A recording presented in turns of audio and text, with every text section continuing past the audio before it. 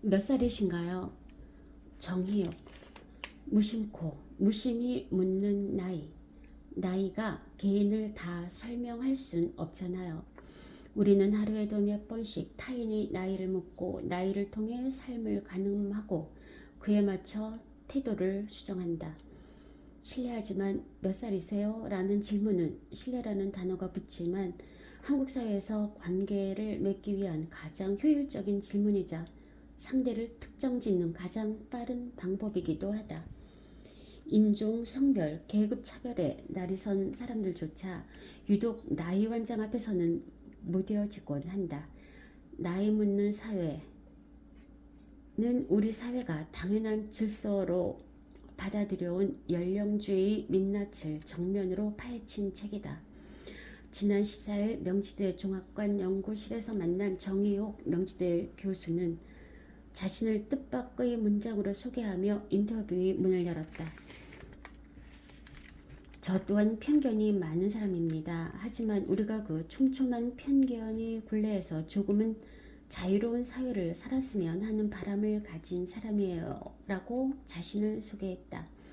그는 자신의 아이에게 엄마 이제 반백이야 라는 들었을 때 50대가 가진 무게감과 사회적 요구를 동시에 느끼며 멈칫했다고 고백했다.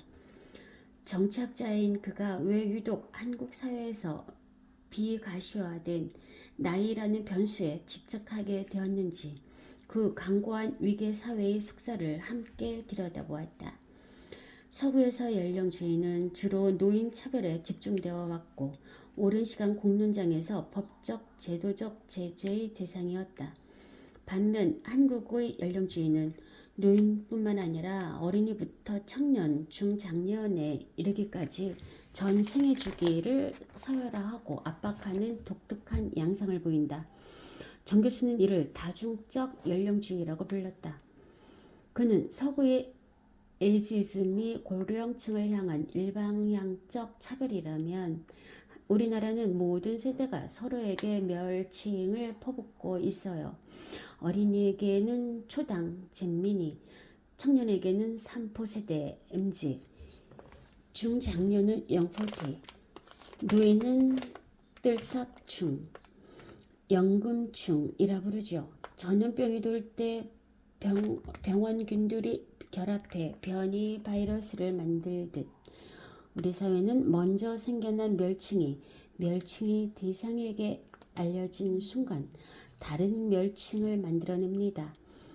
뜰딱충과 영포티를 결합해 뜰포티라는 새로운 멸칭을 만들어낼 만큼 잔인하고 창의적이까지 합니다. 라며 한국 연령주의를 진단했다. 멸칭을 들으며 자란 어린이가 자라. 또 다른 어린이에게 새로운 멸칭을 부여하는 악순환이 반복되는 것이 바로 한국형 연령주의의 고유한 특성이라는 것이다. 당연하게 비가시화되어 있는 한국의 연령주의에 대해 정 교수는 통성명을 하자마자 두 번째, 세 번째 질문으로 나이를 물어보면 일이 아주 편해집니다. 형, 언니, 동생으로 서열이 빠르게 결정되니까요. 우리 사회의 속도전과 너무나 잘 맞아 떨어지는 효율적인 도구였기에 사람들은 굳이 이 편리한 질서를 의심하거나 면밀히 들여다볼 필요를 느끼지 못했던 겁니다. 우리가 일생에서 흔히 건네는 나이에 비해 참 젊게 사시네요. 나이에 비해 새로운 기술을 잘 다루시네요. 같은 말들은 어떨까? 정 교수는 이를 선의의 연령차별이라고 말했다. 그는 완전한 칭찬이자 감탄처럼 들리죠. 실제로 칭찬과 감탄이기도 합니다. 하지만 그 기저에는 그 나이대의 사람들은 원래 창의적이지 못하고 고지식하다는 고정관념이 깔려 있습니다. 인종차별이 가시화된 서구에서는 아시아인인 치고는 눈이 크시네요 라는 말이 명백한 혐오 표현으로 받아들여집니다. 이 둘은 같은 맥락이지만 한국 사회는 인종차별에 비해 연령차별이 워낙 수면 아래에 있다 보니 칭찬으로 오독될 수 있죠 라고 말했다. 아울러 앞에 나이에 비해를 빼고 어쩜 이렇게 새로운 생각을 잘 하시나요? 라고 사람 자체를 칭찬하면 되는 일입니다. 라고 덧붙였다. 더 큰 문제는 이런 연령 혐오 표현들이 재미나 밈이라는 외피를 두르고 소비될 때 발생한다. 정 교수는 혐오가 재미로 치환될 때 위험한 신호가 세 단계로 나타난다고 경고했다. 첫째, 특정 나이 집단을 완전히 일반화해 개인의 다양성을 뭉뚱그립니다. 둘째, 사회적 민감성을 둔화시켜 자정작용을 약화하죠. 그리고 마지막 3단계가 가장 무서운데 결국 실제 정책과 행동으로 나타난다는 점입니다. 머릿속 편견이 입을 거쳐 제도화되는 순간이죠. 그러면서 노키즈존이 너무나 자연스럽게 수용되더니 이제는 노시니어존까지 생겨나고 있지 않나라며 나이라는 범주로 사람을 배제하는 차별의 형태를 지적했다. 강고한 연령 질서는 타인뿐만 아니라 자기 자신을 겨누기도 한다. 정 교수는 이를 자기 연령주의라는 개념으로 설명했다. 그는 노인이 노인을 더 싫어하는 노노 혐오가 대표적이라며 노인 스스로가 노인 집단과 거리를 두는 슬픈 현상이 발생하죠. 우리 사회에서 어린이와 노인이 차별받는 근본적인 이유는 자기 관리가 안 되는 집단으로 낙인 찍혔기 때문입니다. 키오스크 앞에서 뚝딱거리는 노인의 모습처럼 되지 않기 위해 청년들은 연령주의 메시지를 적극적으로 내면화하며 스스로를 혹독한 자기 관리 감옥으로 밀어넣고 있는 겁니다. 라고 안타까워했다. 지식의 최전선이자 민주주의의 산실이어야 할 대학사회 역시 나이 위기에서 자유롭지 못하다. 오히려 학번과 나이라는 이름으로 기존 사회의 연령 질서를 축소 재현하는 위계 공동체에 가깝다는 것이 정 교수의 고찰이다. 그는 경험과 권위, 존중과 복종을 구분해야 한다고 제안했다. 나이에 따른 경험이 많다고 해서 그것이 꼭 지적 권위의 우월함으로 이어지지는 않습니다.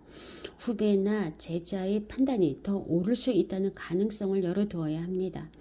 인격적 존중은 필요하되 비판 없이 맹목적으로 따르는 복종의 문화는 해체되어야 합니다. 강의실 안에서 교수의 말에 자유롭게 반론을 제기하고 수평적으로 토론하는 경험들이 축적되어야만 이 견고한 고정관념을 깨뜨릴 수 있습니다. 정 교수는 자신의 책 기사에 달린 댓글 하나를 소개하며 씁쓸하게 웃었다. 위아래 묻지 말라는 거 보니까 MG 작가구만. 자신의 나이를 알면 깜짝 놀랄 것이라며 웃어 보인 그는 이 댓글이야말로 불편한 진실을 말하는 자에게 예민하다며 대화를 이어지지 못하게 하는 연령주의 사회의 서글픈 증거라고 말했다.